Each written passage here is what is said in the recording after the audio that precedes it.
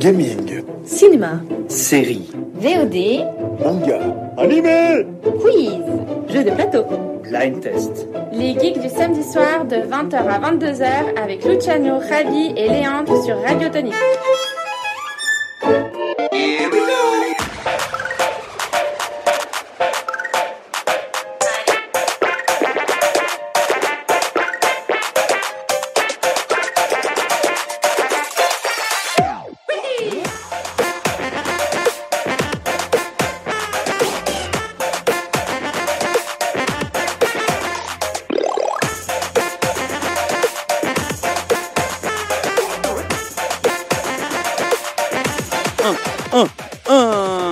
Eh oui!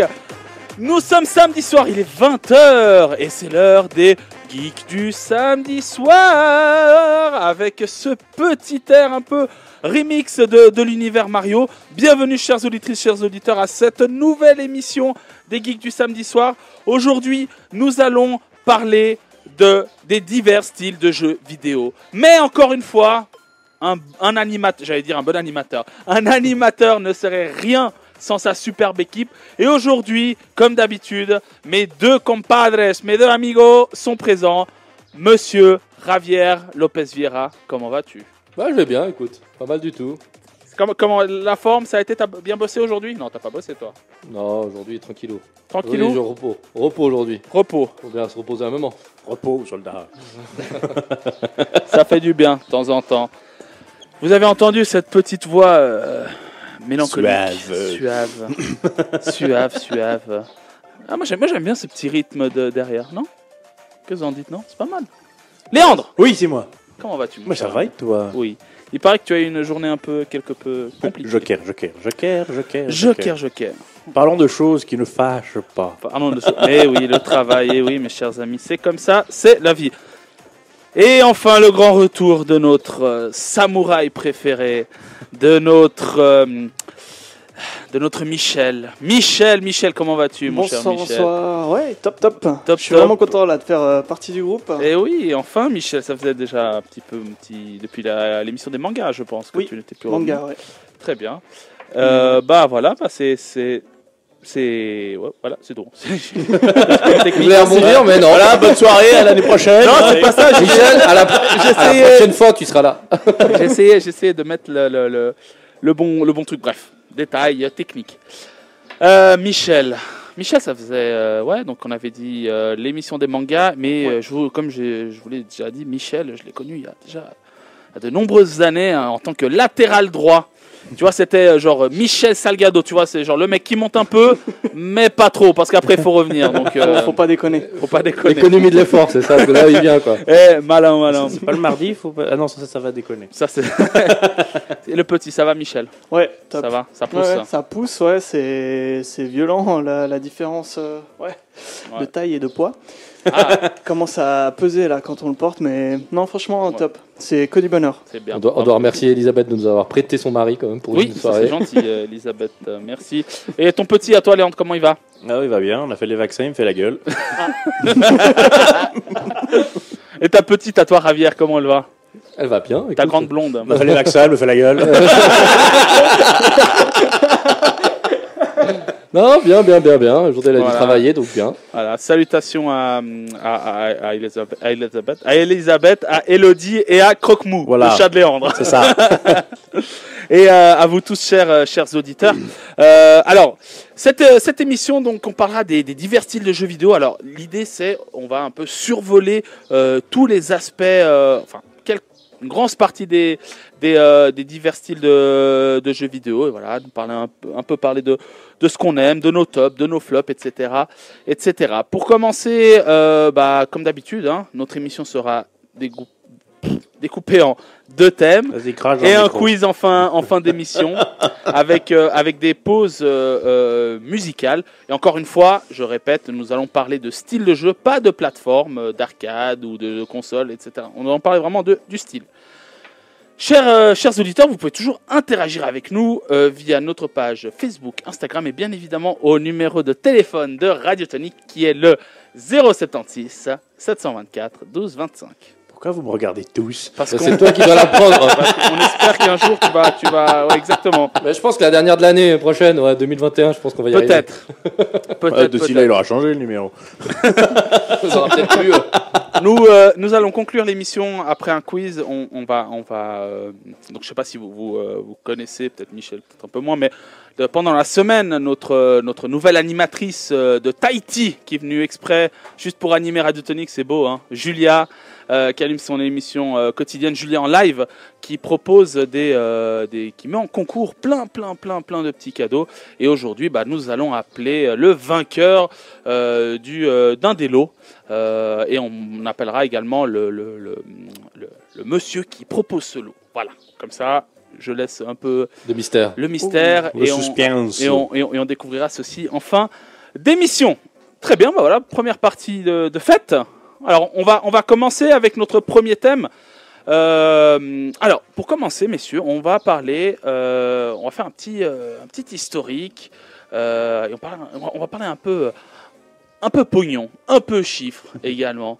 Messieurs, T'en as pas eu assez la semaine passée. ouais, c'était pas mal. Ah oui, bien Il évidemment. veut des chiffres. J'ai oublié de vous dire, Il vous veut pouvez du retrouver cette émission en podcast sur le site de radiotonique.ch ainsi que sur notre chaîne YouTube. Parfait, on y va, c'est parti. Messieurs, on va commencer par une brève histoire des jeux vidéo. Messieurs, est-ce que vous avez une idée de vers quelle période sont sortis les premiers jeux vidéo? 1960 et quelques. J'aurais dit 50. 50 et quelques. Qui dit mieux? 59, 58. 1912. Michel, une petite idée? En 1850. 1950 et quelques, je pense. Alors, un peu avant. C'est fin des années 30, début des années 40. Et vous savez pourquoi? Simplement pour divertir les soldats qui étaient à l'armée pendant la Seconde Guerre mondiale. J'avais entendu parler de la glace, mais... Voilà. C'était le Pong. Exactement. Alors, C'était le Pong. ça, c'était le Pong. Il y avait aussi alors, essentiellement, au début, c'était fait avec des jeux d'échecs et de dames. Et il faut attendre 1958 pour l'arrivée du premier jeu Tennis for Two. Le premier jeu où on peut jouer à deux. C'est incroyable. Dans les années 70, 80, arrive. Non, entre les années 70 et 80, ça fait un gros boom grâce aux jeux d'arcade. Et à partir des années 80, Léandre, qu'est-ce qui se passe? Ah, le gros crash. Il y a eu le gros crash avec, je sais plus, c'était 84 ou 86, je sais plus. D'Atari. De tous les jeux vidéo en fait. En fait, il y avait trop de consoles sur le marché. Puis Non, il n'y avait pas trop de consoles, il y avait trop de jeux vidéo. Voilà. Les consoles, je crois, il y en avait plus qu'aujourd'hui, parce que maintenant on tourne entre 3 à 4 consoles différentes, sans compter celles qu'on ne connaît pas, parce que Nvidia en a fait une, Google, on n'en parle pas, voilà, mais il y avait Les jeux en général ont failli avoir un gros crash, parce qu'il y avait tellement de jeux qui étaient créés, il n'y avait aucune limite. La qualité surtout. c'est ça le truc, c'est que tu avais la quantité mais pas la qualité. Il n'y avait pas de surveillance là-dessus. Donc un développeur faisait son jeu, voilà, je le mets, il va sur cette console, ça marche, c'est de la merde, on s'en fout. C'est un jeu, ça fait Donc du ça pognon. va, ouais. On met des fausses images pour représenter le jeu, on s'en fout, ça marche. Le pire jeu du monde, c'était E.T. De Atari, si je ne me trompe pas. Oui. Et depuis ce jour-là, Nintendo, il a dit stop. On va mettre un stempel, le stempel Nintendo. Si tu n'as pas ce stempel, tu ne peux pas aller sur nos consoles. Non, c'est un saut de qualité. C'est un saut de exactement. qualité. Et Nintendo avait donné aux développeurs, je crois, une dizaine de jeux par année Oui, qui pouvaient sortir. Et après, Bah oui, comme ça les obligeait à faire de la qualité. Un petit peu. voilà, mais Exactement. après, les développeurs ont un peu contourné Ils ont acheté des autres boîtes, non? Non, c'est ils ça ont créé d'autres boîtes pour Voilà, pouvoir créer, créer des jeux supplémentaires. Mais la qualité du jeu est remontée Après, faut de dire. plus belle. Mhm. Et heureusement, grâce à Nintendo, qui ont sauvé l'univers du jeu vidéo avec ce tampon de qualité. Et maintenant, on est là où on en est. Sinon, si Nintendo aurait dit « Ah, YOLO, ça passe », les jeux vidéo auraient peut-être disparu. Peut-être. Mais c'est vrai qu'à partir de là, il y a eu un gros boom. Dans les années 80, on parlait de Nintendo avec l'arrivée de l'univers Mario et de Pac-Man qui ont vraiment relancé la machine. Depuis les années 90, les consoles s'enchaînent, les graphismes deviennent de plus en plus réalistes. Aujourd'hui, le jeu vidéo est un acteur majeur dans la vie de tous les jours. Il existe dès à présent même des conventions avec, des tournois avec des cash prizes d'un montant astronomique. Est-ce que vous vous rappelez, alors je crois Léon, tu le connais, mais messieurs, le cash prize de la BlizzCon, je crois que c'était pour LOL, si je ne me trompe plus. 1 million? C'était en millions. Pas autant. Pas autant, parce que là, sur Call of Duty Mobile, t'as 1 million de cash prize. Ouais. Sur mobile, sur... 250 000 dollars pour le vainqueur du tournoi de... Alors, le vainqueur du tournoi de LOL, je crois que c'est LOL, si je ne me trompe pas, à la BlizzCon. C'est quand même assez... Là, c'est 1 million pour le Call of Duty. Sur mobile, c'est 1 million, là. Sur mobile. C'est un peu... Pour un jeu gratuit. Bon, écoute. Donc, là, il n'y a pas longtemps, il y a une petite qui a gagné un tournoi Pokémon. Un tournoi de jeux Pokémon. À ce qui a été dit, je ne sais pas si c'est vrai. Maintenant, dans les tournois Pokémon, on regarde toujours les stats, les avis, les machins. Elle arrivait, non, moi j'ai joué avec mes Pokémon préférés. Elle a gagné le tournoi. T'as le pro gamer à côté qui genre, non mais t'es sérieux? Putain, moi j'ai regardé les stats, Mais les machins, elle a mes Pokémon préférés. C'est parce qu'il est rose. Voilà. Sans déconner, Rondoudou arrive à tous les endormir dans la série Pokémon. Non, dans la série Pokémon, elle arrive à les endormir un épisode sur 2. Voilà. Tu veux une anecdote? Enfin, ça, je sais plus si le chiffre c'était de l'année passée, 2018 ou 2019. J'ai un doute, mais cette année, c'est sûr que ça va se répéter. Tu sais que l'industrie du jeu vidéo a rapporté plus. On en parlera juste après. D'accord. Je pensais que... Tu sautes du coq à l'âne. Bon, allez, vas-y, Ravi, vas-y, continue. On va parler des chiffres maintenant d'aujourd'hui. Par rapport, Ravi, je ne sais pas ce que tu as dit. Moi, c'est juste que l'industrie du jeu vidéo a fait plus de recettes et a bougé plus de pognon que l'industrie du cinéma en 2019. Et je pense que cette année 2020... Est-ce que tu as un chiffre? Je sais plus, mais je sais que cette année 2020, il va prendre une branlée monumentale de cinéma à cause du Covid. Ouais. Je pense que là, ça va secouer, je pense, encore de nouveau. On en a longuement parlé la semaine... On en a longuement parlé la semaine passée. D'ailleurs, chers auditeurs, vous pouvez retrouver le podcast de l'émission sur radiotonique.ch, notre émission sur les plateformes VOD. On en a longuement parlé également du cinéma actuel. D'ailleurs, il y avait également Yann qu'on salue fortement. Chaleureusement. Voilà, chaleureusement, merci. Salut. Très bien, alors chiffre... Alors oui, moi j'ai un chiffre de 2018.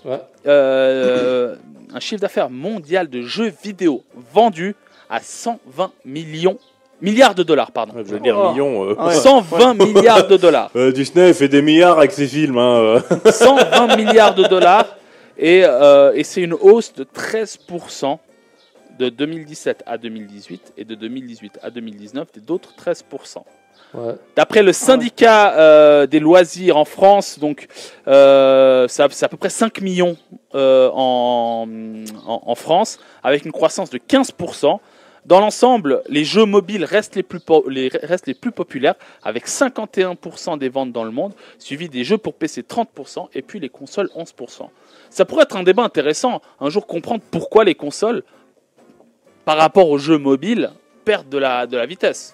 Ça pourrait être un jour intéressant qu'on puisse en dire. Si vous avez peut-être une idée vite fait là. Après, l'idée elle est assez logique. Tout le monde a un téléphone dans les mains. C'est ça, c'est que c'est plus accessible. Un téléphone, tout le monde en a un, et malheureusement une console, c'est vite 300, 400, 500 francs que tu dois déverser dedans. Et puis pas tout le monde va se dire. Et puis tout le monde a un PC, ou beaucoup de gens ont un PC aussi. Mais pour les consoles, tout le monde a une console de jeu, c'est pour les enfants. Que le téléphone, ils ont leur application, ils sont dans le bus, ils attendent, ils jouent à leur jeu, puis terminé. C'est une question de format, on en parle beaucoup, format, vraiment, même pour tout, pour les films et tout, ce qui change, c'est une question de format. Messieurs, le prix moyen d'un jeu vidéo, Michel, est-ce que tu as une idée quel est le prix moyen aujourd'hui tu prends tous les jeux entre 60 et 80 francs 60, 80 francs. Moi j'aurais dit 50, un peu moins. Alors bon, là j'ai encore les prix en euros, mais 40 euros je pense, par là, 45. 45 entre 40 et 70 euros. Ok, bon, c'est une grosse fourchette. Ouais, moi, j'ai une moissonneuse batteuse, moi, je suis gentil. Alors, de 1 à 1000. Ravi pas mal, qui a 45 euros, 47 euros pour les jeux de console pour salon et 31 € pour les consoles portables. Faut juste savoir que le prix, alors c'est quelques chiffres, hein, le prix baisse de 32% après 6 mois pour les jeux de console. Ah, tu t'attends 6 mois alors. Mais tu voulais savoir un autre truc aussi, je sais pas si tu l'as noté dans tes stats, la différence. J'avais lu un article là-dessus, c'est que le même jeu aux États-Unis et en Europe, il prend entre 17 et je crois 25% d'augmentation. Ah ouais? Ouais, c'est la taxe. Les Européens, on est les vaches à l'air en réalité. Nos jeux vidéo sont plus chers qu'au Japon et qu'aux États-Unis. Alors, justificatif, c'est qu'on prendrait un peu plus de taxes, mais tu justifies pas quand même 30% ou 20% d'augmentation sur un. Non, c'est juste qu'ils se sont rendus compte que ça marche. Ah, voilà, c'est ça. On gagne plus, donc et puis ça marche. Et puis surtout que le problème qu'on a nous en Europe, de nouveau, c'est qu'on est chaque pays est différent, donc c'est les plus petits marchés. C'est la culture, c'est ça la culture. Et puis, totalement différente. ouais, mais le truc c'est que les États-Unis c'est un grand pays de 300 millions, donc ils ont un vrai pouvoir d'achat. Entre guillemets, c'est 300 millions d'Américains qui disent non, on va pas payer 60 balles. Là, comme on est des petits pays de 60, 50, 30, 20, 10 millions, on peut moins s'amuser à négocier un prix, parce qu'il y a un vrai intérêt là-dessus. Comme le marché japonais, ils sont 100 et quelques millions. Ça fait tout de suite un très grand pays qui peuvent te dire. Après, il faut dire que, comme tu dis, on est dans une région même géographique où tu peux avoir des pays aussi qui ont un pouvoir d'achat totalement différent. Ouais, tu compares la Suisse, l'Italie, la France, c'est 3 pays qui sont collés. Bah, voilà, là tu vois, tu regardes. Après, tu vois, tu as d'autres zones. Tu vois, Portugal, Espagne, c'est assez similaire le pouvoir d'achat. Mais t'as regardé un prix en Espagne ou au Portugal d'un jeu vidéo? Non. Quand tu iras en vacances ou comme ça, tu regarderas le prix. Et franchement, par rapport à la France qui a un pouvoir d'achat supérieur, les prix sont pareils. Hein. Espagnol et portugais, ils raquent. Hein. Ouais, parce que moi, j'ai regardé plusieurs fois quand j'étais en vacances. Maintenant, c'est l'Union européenne. Et tu dis qu'ils gagnent pas pareil. Hein. Et ils ont tout choisi. Ils ont uniformisé les choses pour pas faire de concurrence entre guillemets déloyale entre pays. Voilà. Parce que ceux qui habitent aux frontières, bah, ils disent va te faire foutre. Hein. Moi, je vais acheter en Italie ou en Espagne. Je passe de l'autre côté. Tu vas payer comme à l'époque. Allez, tu payes 40 balles en France, tu vas le payer 25 balles en Italie. Exactement. Voilà, j'ai perdu le mot. Ils ont nivellé les prix, ils ont égalisé les prix, mais par contre vers le haut. Ouais. Point suivant, messieurs. On sait qu'aujourd'hui, ce qu'on peut appeler entre guillemets le geek à part entière est une personne qui est présente dans notre société. Et il faut savoir que le but de ce genre d'émission, tout comme il y avait eu à l'époque After Geek, c'est de démocratiser, montrer que le geek... Oui, Léandre, qu'est-ce qui te fait rire? After Geek, pardon, excusez-moi. Le but est de montrer que, que le geek n'est plus ce petit boutonneux qui traîne dans sa chambre et qui joue aux jeux vidéo toute la journée. Et qui a des envies de meurtre. Il s'est infiltré dans nos maisons. Le jeu vidéo, messieurs, le jeu vidéo a d'autres bienfaits sur la société, sur la santé, etc. Est-ce que vous avez quelques idées, par exemple, Michel, est-ce que tu as une petite idée des bienfaits des jeux vidéo? Il n'y avait pas dans le domaine médical? Oui, dans le domaine médical, ils sont... Est-ce que vous avez une idée? Moi, j'avais vu une vidéo d'un psychologue qui disait qu'il y avait on dit qui disait que les jeux vidéo, ça rendait violent. Pas du tout. C'est juste que si tu es violent, c'est que tu es déjà violent. Après, tout abus de tout et n'importe quoi, c'est pas bon. Et il dit, voilà, les jeux vidéo, ça peut aider, ça peut apporter du bienfait à certains enfants. Il travaille à des enfants hyperactifs avec des gros problèmes aussi. De dyslexie également. Un point, enfants dyslexiques qui lisent mieux. Voilà, et avec les jeux, ils canalisent... Ça marche pour tout le monde. Non, pas pour toi. Là, t'es drôle. Non, mais... Private joke, on laisse tomber, continue. Ça permet à ces enfants de canaliser leur énergie sur quelque chose, et ils sont dans un monde qu'ils peuvent découvrir. Tu peux apprendre beaucoup de choses avec les jeux vidéo, comme l'histoire sur certains jeux qui parlent d'histoire. Ok, c'est romancé, mais il y a des grosses parts dedans où tu peux apprendre. Et il dit que les jeux vidéo, c'est bien, encadré. Un parent qui voit son enfant jouer, pas dire « ouais, c'est nul, je m'intéresse pas à ce que tu fais », c'est aller vers lui, regarder ce qu'il fait, s'intéresser à ce qu'il fait, et toujours encadré pour pas qu'il y ait d'abus. Exactement. Voilà. Tant que ça reste dans le cadre suivi, ça peut être très bon. Exactement. Donc, tu as dit justement, Léandre, donc la dyslexie chez les enfants. Ravi, Michel. Alors moi, j'avais une la idée dyslexie, j'avais les hyperactifs et j'avais encore. La motricité, je crois, avec la réalité virtuelle, tu peux faire justement des choses. Ça peut avec, être une bonne solution. Alors moi, je l'avais pas noté, mais c'est vrai que c'est une excellente solution. T'as, la dactylographie aussi. Et, t'as ça aussi. Et qu'est-ce que c'est ça? C'est juste, c'est la flexibilité, le travail du cerveau. C'est ça. C'est aussi un des aspects positifs. Ralentissement du vieillissement aussi. Votre corps vieillit. Mais vous gardez certaines. Parce qu'il stimule beaucoup, c'est ça. Il stimule énormément. Il y a quelques années en arrière, je ne sais plus quand c'était, il y a des scientifiques qui ont fait des tests. Ils ont pris 2 groupes de 10 personnes. C'était aux États-Unis. Hein. Après, je ne dis pas que c'est des bons résultats si ça a été pas payé par un groupe de créateurs de jeux vidéo. Ils ont dit voilà, on va faire des tests de maths. Ils ont fait les tests de maths. Ok, les groupes, c'était un peu similaire. Après, il y a un groupe, ils ont joué à Call of Duty pendant quelques jours et tout ça. Ils sont revenus sur les tests de maths. Ils ont résolu les tests de maths plus vite que ceux qui jouaient pas aux jeux vidéo. Donc, ces jeux vidéo, ça t'apporte aussi des réflexes, des façons de penser, des façons stratégiques à penser, et tu arrives plus vite à réfléchir à ce que tu fais. Activision. Merci. Il faut juste savoir. Est-ce que Activision a payé pour dire ouais, vas-y, dis que c'est voilà. C'est après ça, c'est on une autre histoire. Maintenant, Lélé, il a une nouvelle montre. Je vous dis bien que peut-être c'est Activision. Ça me rappelle une histoire. Je crois que c'est Yann qui l'avait raconté à l'époque. C'était un mec qui s'est pris pour GTA, dans GTA. Dans GTA, ouais, mais ça c'est parce qu'il avait pris de la drogue. Il avait pris de la drogue et tout, et il a fait une psychose. Il y a eu un cas dans les années 90, là, les gars qui étaient. Dans les années 90, il y a eu 2 cas aux États-Unis, je me rappelle plus exactement encore. C'est là où ils avaient critiqué les jeux vidéo, puis il y a eu carrément toute une presse contre les jeux vidéo et carrément même c'est les républicains qui ont attaqué fortement les jeux vidéo parce qu'il y a eu 2 gars qui ont fait des tueries et parce qu'ils jouaient aux jeux vidéo, aux jeux de rôle. Alors ils ont c'est ce que j'allais dire. Ils ont pas. On peut parler de Columbine. Tout le monde a craché sur les jeux vidéo et tout. Puis ils ont fait des recherches. En fait non. Avant d'aller faire leur tuerie, puis pendant plusieurs semaines, ils ont vu que ces personnes ne jouaient pas plus aux jeux vidéo qu'au bowling. Ils allaient plus au bowling qu'aux jeux vidéo. Donc ils ont dit, si on prend en compte tout ce qui a été dit, c'est pas le jeu vidéo qui rend violent, mais c'est le bowling qui les a rendus fous. C'est les strikes. C'est le bruit des quilles qui... Voilà. Donc, non, mais voilà, après on essaie de justifier. Exactement, c'est comme j'avais vu un autre reportage. Avant, c'était le rock. Avant ça, t'avais autre chose. Ouais. Il y a toujours eu quelque chose qui faisait... Genre les jambes d'Elvis qui étaient censurées parce que c'était quasiment de la pornographie en direct. Donc, voilà. Bon, les mentalités sont en train de changer. Voilà, et heureusement. Oui, Michel. Alors, moi, si je peux me permettre juste... Bien sûr. Il nous a fait une Freddie Mercury. Tout te permettre. Vous allez le revoir sur notre page YouTube. Avec nous. Il nous a fait une Freddie Mercury. Les mains vers le haut, il a serré le poing, il l'a ramené vers lui.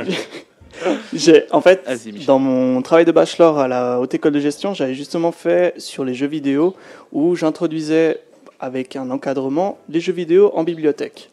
Et du coup, le but c'était vraiment de parler communication. Et en fait, ça, avec les enfants, ça permettait justement que eux ils retrouvent ce côté que nous on avait à l'époque où on n'avait pas Internet, où on jouait pas chacun de son côté à la maison, et de se retrouver et de retrouver en fait des sensations différentes face aux jeux vidéo, qui était vraiment perdu pour moi. Et le fait de ramener ça, il y a des enfants, on avait prévu justement 3 fois cette activité, et il y en a qui se sont inscrits 3 fois pour l'activité, alors que c'était exactement les mêmes jeux qui étaient présentés.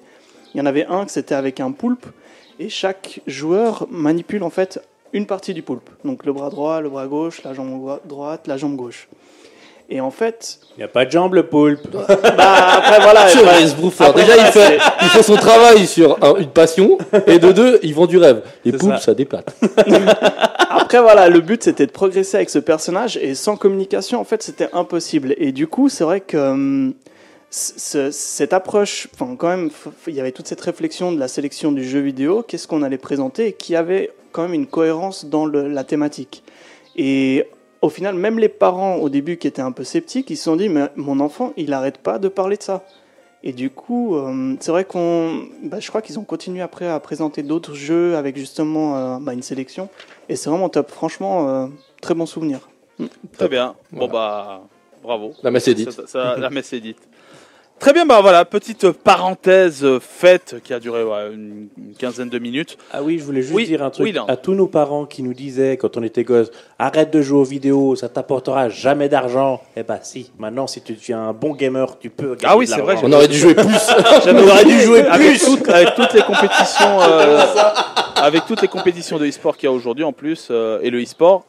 Est un sport. Bah, c'est moi, un métier. J'ai Voilà, eu c'est un cette métier. discussion avec ma mère quand on discutait de jeux vidéo. Elle dit allez, jeux vidéo. Puis je dis oui, mais tu m'aurais laissé jouer aux jeux vidéo. J'aurais été peut-être riche aujourd'hui. Millionnaire. Elle me dit ouais, c'est vrai.